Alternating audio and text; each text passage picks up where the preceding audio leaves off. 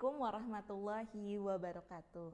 Salam kebajikan bagi kita semua. Salam Om Swastiastu, Namo Buddhaya, Wido Dengtian, salam sejahtera.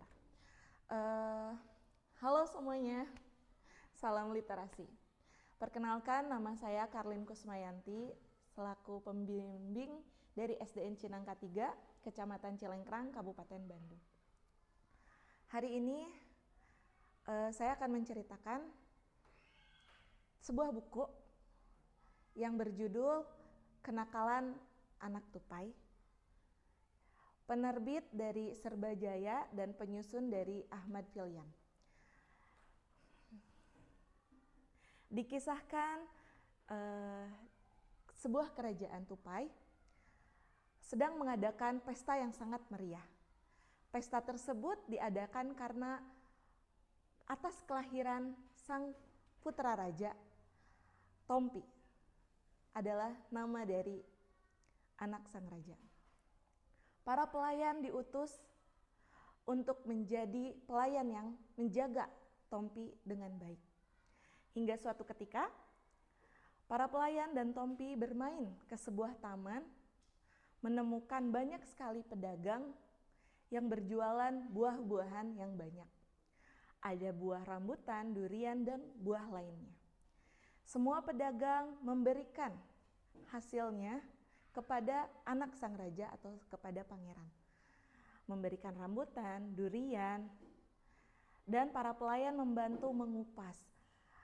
Sang pangeran atau Tompi merasakan semuanya buah-buahan dari rambutan, durian, dan lain sebagainya.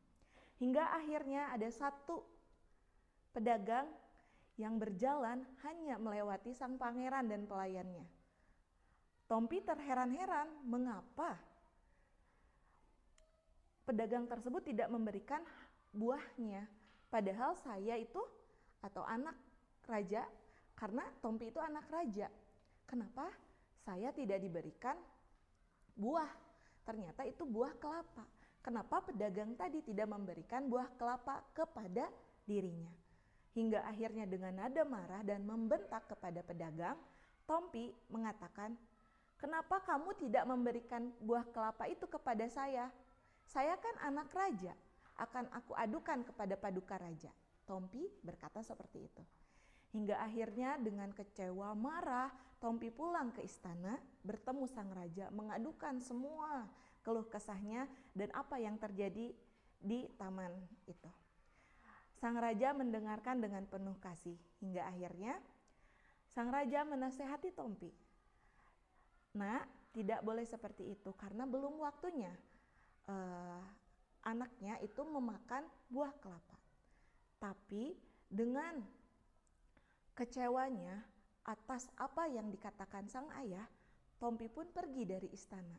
Dia diam-diam kabur dari istana, berlari pohon ke pohon untuk kembali mencari buah kelapa, dimanapun buah kelapa itu. Hingga akhirnya dia menemukan buah kelapa yang sedang dijemur. Dia bahagia, gembira menemukan buah kelapa itu.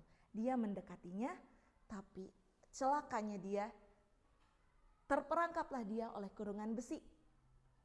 Dia menangis karena dia menyesali apa perbuatannya. Dia tidak bisa bagaimana keluar dari perangkap tersebut. Hingga akhirnya, untungnya juga sang raja melihat semua kejadian itu dan membantu sang anak. Sang raja membantu dan akhirnya Tompi keluar dari kurungan besi dan memeluk sang ayah.